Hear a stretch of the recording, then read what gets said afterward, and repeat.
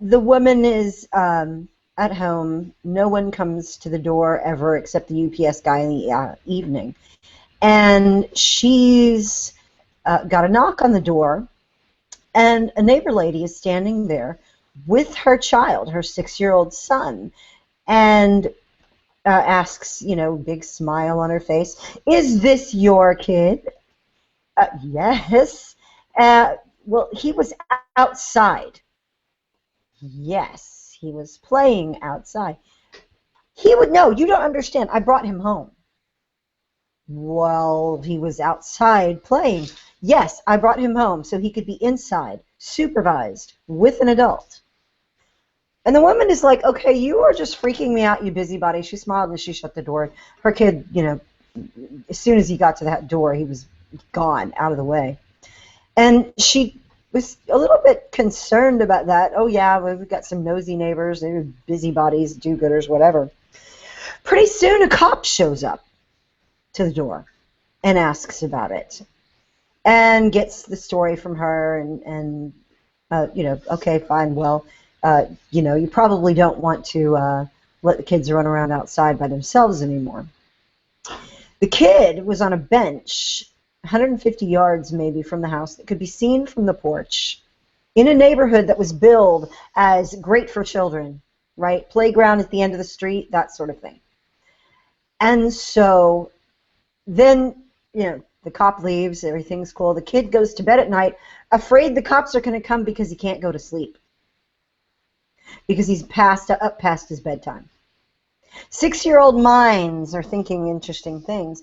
So a few days later, here comes CPS calling and saying they need to talk to her immediately. So she calls a lawyer. She gets all her things in order. She calls CPS back. They come. They do a home visit. They interview each of the children individually, unsupervised by a parent. This happened in Austin, Texas, by the way. This is not Connecticut. This is not Massachusetts. This is Austin, Texas. And so CPS comes through. They interview the children. They talk about the case. They decide that there's not a case there. They ask the children about whether they viewed pornography, whether they'd been abused, whether they'd been punished, particular ways, how often they played outside, etc. When it was over, the mother asked the CPS person about it. Well, what am I supposed to do? Don't let your children play outside. That's the answer. And so she waited until the case was officially closed and then blogged about it. What's really interesting to me, I checked out her blog. She's a liberal. And not only is she a liberal who's now been stuck in the "it takes a village" trap, but she's a speechwriter for the Democrat candidate for lieutenant governor. How about them apples? When big government that you're trying to elect comes calling on you and attempts to take your children away, or goes through the process by which they could take your children away. Is that an example of someone being hoisted on their own petard? It sort of is. And I checked out her blog about this event, and she's full like older articles to see what she had written before? This article that Reason wrote was picked up from her blog, and I read the whole thing on her blog, and it was very interesting because she's throughout the process saying, I understand why they have to do this. I understand there are children that are abused. I understand the job of CPS is hard. She's bending over backwards to excuse it at the same time that it's terrifying her family. That's a horrible position to be in, isn't it? And I just thought, I can't even enjoy the schadenfreude because I know someone to whom this has happened. Similar case, same thing, and a bus driver who saw their homeschooled children on the street waving goodbye to the other kids on the bus that were their friends, had CPS visits and all that, had to deal with that. It's insane. I can't even enjoy the schadenfreude. Not in my backyard. This stuff doesn't happen. So, I mean, it's okay. We need this because, I mean, it never gets used in ways that are harmful and that are scarring on kids. And, it's completely legit every time, 100% of the time. There is no failure rate at all. This also happened, by the way, in Pearland last year, and that's the other side of town from me. Um, that's an hour away, and this exact scenario, neighbor called because the kid's riding his bike up and down the street by himself, even though the kid is, double-digit age, 10, 11, and the cops come out, and CPS has to get involved. And the thing that she makes, the point that she makes in this article, is that the reporter is the person who's presumed to be believed over the people who are accused. Right. And it does. We've talked about before swatting incidences where people have had their phone numbers, their home phones spoofed technologically, and had the police or the SWAT teams called out saying somebody's there with a gun, and then the people, unbeknownst to them, the SWAT team's outside banging on their doors trying to get in, right? That's a threat. That's a terroristic action that has been done to people. This is the same way. This can be used the same way against people. And guess what? You have a CPS file open, and you have public records from interaction with officials, and guess what? There you have someone's reputation potentially ruined because someone else decided to use that as a tactic for revenge. And I think... What if she runs for office later, or she ends up needing to get a divorce and she's going to lose custody of the kid? Yep. Yeah, because all of that becomes, that's weaponized crap. And swatting, I saw a story about swatting recently that it's become a thing among gamers, that the guys that are doing the MMORPG games, they will call SWAT on their opponent so that their opponent gets knocked out of the game. Oh, and they'll like record it for funsies when the SWAT team arrives. And some kid got like 25 years in prison for it. So that was cool. It's used in a lot of ways. I would say, and it has been used by gamers. That's something that has been well documented, and very early on in the swatting thing that it was done. Uh, but it is absolutely unimaginable that this situation, that these situations, I'm sorry, that these situations occur and happen. These aren't isolated incidences. These are things that happen all across the country to a lot of people, and that it takes actually being involved in it to get this person's eyes open is horrendous. Where I wanted to go from there is because this happened specifically to not just a liberal, not just an activist, but a liberal political activist involved in a current campaign, is how we take this incident and talk about that overreach of government, how we talk about to the middle and to people on the left who are gettable on these issues like this. You've talked before, JD, about everyone is a potential ally on an issue. You might find a place to work with someone on just one issue, but you want to find those places and use them in that particular way, and then you could drop them for the next thing or whatever. But I want to talk about that because how we can message this, how we can take these stories. These are personal stories. These are very gripping tales of, children that are terrorized by the government and afraid in their own homes where they should feel safe with their parents with whom they should feel safe. How do we message this so that we can reach more people about the overreach of government in this area? So many people are going to say it's about protecting children. It's about protecting children. You have to take some of these cases, in the interest of getting the ones in which children are truly beaten. Is that the case? Do we have to? Well, I just want to read out the line that Rob wrote here in the chat. I thought it was pretty good. CPS, where an unelected government official can have an unsupervised conversation with your children and can take them away if they want. Government is great. Think about that. I mean, that's a pretty good summary there, Rob. Yeah, unelected government official can have an unsupervised conversation with your children and then take them away from you. Yay, Based on government! what goes on, based on what goes on in that conversation. And look, wait, something I want to stop and pause on that I didn't mention before. This is suburban Austin, right? Mm-hmm. What about families that don't have that sort of nice, great neighborhood for children, who have children in poor neighborhoods and they get taken up by CPS? They're doing their best. The mother working at McDonald's whose child was at the park playing with a cell phone handy and got reported. I mean, those people don't have the resources that this woman has, and Right. she acknowledges it and calls it privilege in her piece. But those people don't have the sort of resources to defend against government the way that she does. So these policies are inordinately punitive towards the poor. Well, I've got a question for Andy, our pet former liberal.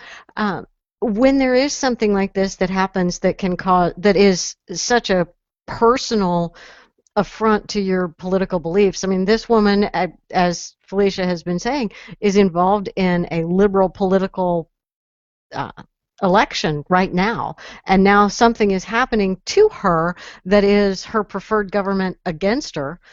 Is that the kind of thing that actually can change a liberal's mind? Is that the kind of thing that can start them on the path towards conversion?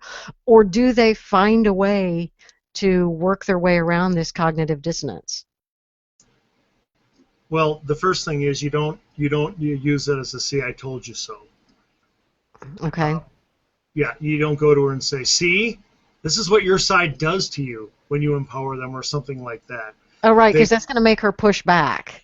Right, they'll dig in their heels and they'll push back more. I think the best thing to do, and I got to be honest, somebody who does this very well is Sean Hannity. When who is the black gentleman who was on Sean Hannity's show quite a bit, and he made a comment on TV and he got torn into Juan Williams. Yeah, do you guys remember that issue? There have been a couple of times that he's strayed from the liberal reservation.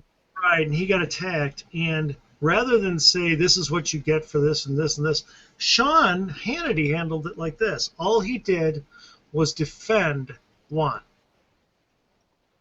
And, yeah, that look on JD's face. All he did was defend Juan and leave it at that. Be the good guy on the right at that time when, by very definition, there are bad guys on the left.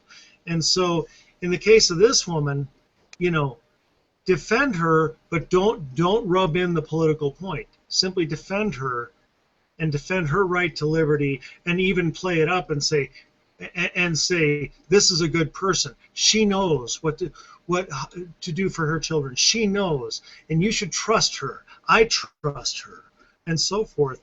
That's going to make a much deeper impact on her. Seeing conservatives ride to her defense when perhaps maybe some liberals aren't.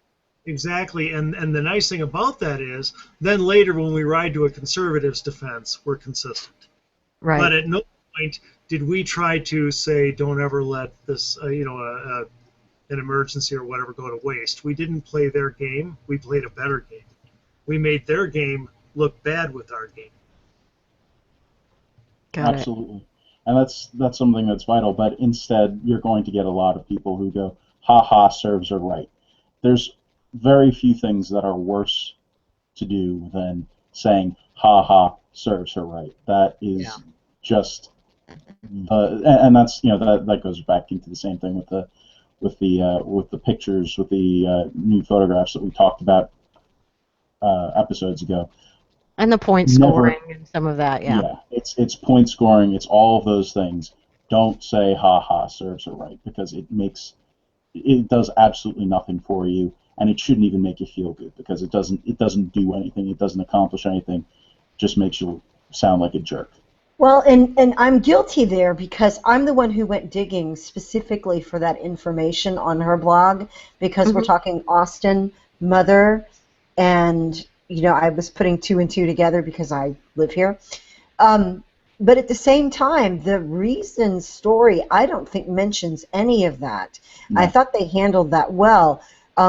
Here I've done let the cat out of the bag, but at the same time, it was to make that greater point that I want to move that conversation into the arena where we can talk to people like that, who won't hear us in our normal, chambers of communication that we have. So it was only relevant in that I felt it was a place of connection. I still feel guilty for saying it, but only a little. But and why does parenting have to be a right-left issue? Why does the rights of a parent to allow free-range children, why does that have to be conservative liberal? Well, and can we talk about how much more important it is to have free-range children than it is to have free-range chicken? People will be all down with animal cruelty, and I get that. I understand it. I completely sympathize with that. But meanwhile, we're so village... Get them children in a cage. Get them children in a cage. Oh, go ahead, Andy. I'm sorry. I get used to saying free-range chicken. I just picture people lassoing them and riding after a herd of chicken. You don't know that's how it's done? I'm a suburbanite, okay? None of this makes sense to me, and I'm going to have nightmares. Well, and you went to Dallas, so that's not really Texas. That's sort of, big city. So, we didn't show you our free children ranges either. Parenting. Children ranges. Oh, yes. That used to be called the neighborhood. Yeah, right? Hey, my gosh, I think all of our parents would have been arrested if these standards were put. Oh, my. Good grief. I mean, it used to be the norm of mom was like, it's a beautiful day, get out of here, I don't want to see you until yes. And now come home when the streetlights turn on. That was always the rule. You could play outside. It didn't matter, and the neighbors looked out for each other, and they made sure that nothing bad would happen. But now it's like people just want to use this. It's like they just want to hurt people. Guys, if I can say two things. First of all, and first silly and then serious. Silly, I just think we all need to commend JD right now for not bringing up Adrian Peterson during this entire parenting discussion. For you not to bring up the most obvious football analogy, the restraint shown there, I mean... And that's Texas as well. Adrian is also a Texan. There are people who spend 20 years teaching abstinence to teenagers who have less restraint than you just showed. Anyway, the second, I had to say, because I just can't believe you didn't do it. And the second thing is, the reason parenting becomes so political is because there is nothing more political than parenting, and here's why. Remember, politics is all about the war of choice versus control, of right versus left. And do you want to control your own life and raise your own kids, or do you want to control the lives of others and raise theirs? And with this woman, I would want to convey the message that I always want to convey. I want to control my own life, not yours. I don't want to control how you raise your kids. Okay? I want control over how I raise my own, not how you raise yours. And that sends a heck of a message going the other way. But it has to become political because the left absolutely does want to raise your kids. And in fact, what they do with schools is the most controlling thing I can possibly imagine, taking tax dollars from people of all beliefs and then teaching almost entirely one side with public schools raising your kids. I don't know of any other group that does anything more controlling. Yeah, I mean, Fishy, you look like you have something to say there. I'm still working on it. Okay. Well, me being somebody who is a good example, I guess, of free-range parenting, like I was homeschooled. I was allowed to play in my backyard. I don't know if backyards are illegal for kids to play in. I have a big backyard, so somebody could just see into our backyard and see that there's a kid out there in the middle of the backyard. Oh no, all by himself playing not supervised. That's a question. That's actually a legitimate question that I have.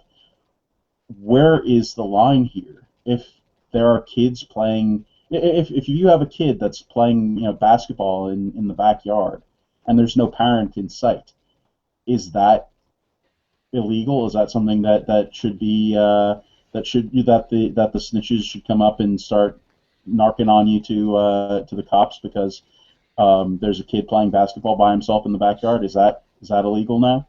I'm sitting here thinking now that I'm partly guilty for this, that I'm partly responsible the way I raised my oldest child. I went through hell to get the child here, and when she was growing up, I wasn't going to let anything happen to her. She nearly died at a very young age, and it was a life flight situation, and she was fine.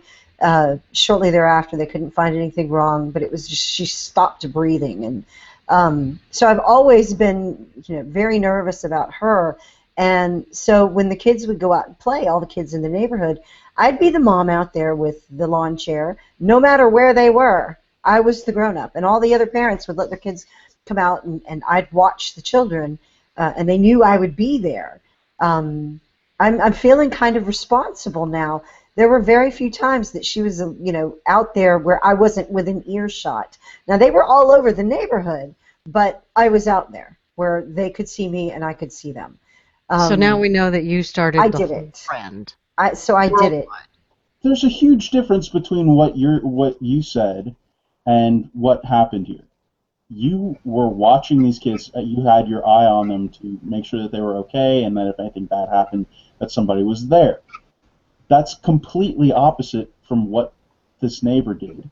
This neighbor brought the kid home and said, and then told the cops or whatever that this kid was allowed to be out on the street, and somehow that's about. I think it's you were related, being though. passive. There's a difference between being passive and aggressively going and taking this kid back to their house and saying you can't be out here, Dikembe Mutombo on this kid's fun. I think it's related because I think, Fishy made the choice, she made her own choice to supervise her own children, but then if she were the busybody lady, made the choice to probably made the choice to supervise her own children, and then assumed that everyone else must be the exact same way. So when she saw the neighbor lady across the street not supervising her child, she reported that as a problem because the lady across the street was not as helicopterish as she was. It's kind of a thing of everyone must be exactly like me, and if they're not, I'm going to call the cops. It's a kind of an instinct to enforce your own opinion and your own beliefs on everybody else that we've kind of gotten to. And it's weird because you tell people this story, you explain what happened, and 99 times out of 100, you're going to get shock and disbelief out of your person that you're talking to, and that's not across political lines. That's that's not just in your own group. That's normal people, regardless of political ideology. And yet, the one person who's nannyish is the one carrying all the weight here. And I wonder if that's not a part built into the system. Kind of the heckler's veto. One person, even the fear of offending one person changes our behavior. And this one person who went crazy when she saw a kid riding his bike down the street, she is given the power to control the police, CPS. I mean, she's setting the schedule for all of these people. Well, and I think this goes back to what I was saying earlier, that you can use CPS as a weapon against someone. Just one offhand accusation, and look at all the problems that were caused. This woman is obviously a responsible parent. She was letting her child play outside. She wouldn't do that if it wasn't safe. Fishy said it was considered to be a really great neighborhood for kids, but yet I think that's where the system is just broken, because why is it that just one comment, one observation from a complete stranger can just destroy this family's lives, and now they're having to look over their shoulder all the time? Here's what she says at the end of her blog piece. For now, we stay in the house, and we try not to fall victim to fear like everyone else. We try not to be afraid of the outside world. We try to learn from our privilege, which is that she had the lawyer on tap and all the resources to deal with this effectively. We try not to be daunted by the view perspective affords us. We just try really, really hard. Apparently, she's moving. When they can sell their house, they're out of that neighborhood until they can find a place that's more hospitable. But she says, do hospitable neighborhoods even exist anymore? Well, I can tell you ours. I mean, I personally think it's a great thing when I see kids outside playing. We have had some incidences in our neighborhood where there are really little kids outside playing on a busy entranceway to the neighborhood.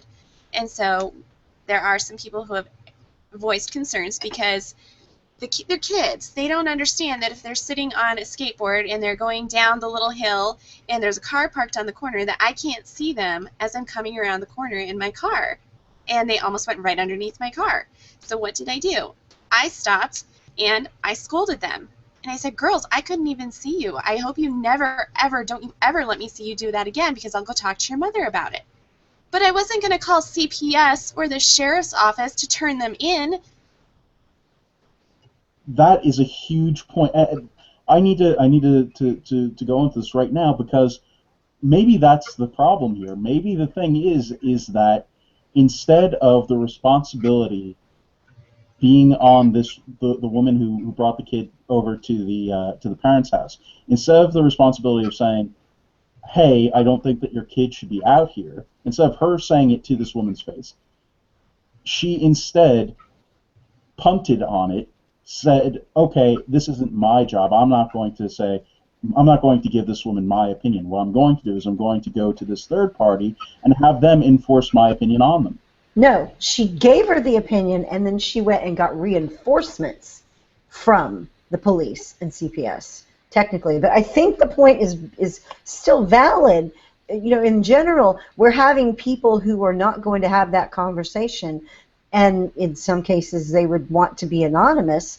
And so you have an anonymous, unaccountable person who, you know, who knows how well the authorities vet them, making accusations, and they can remain anonymous.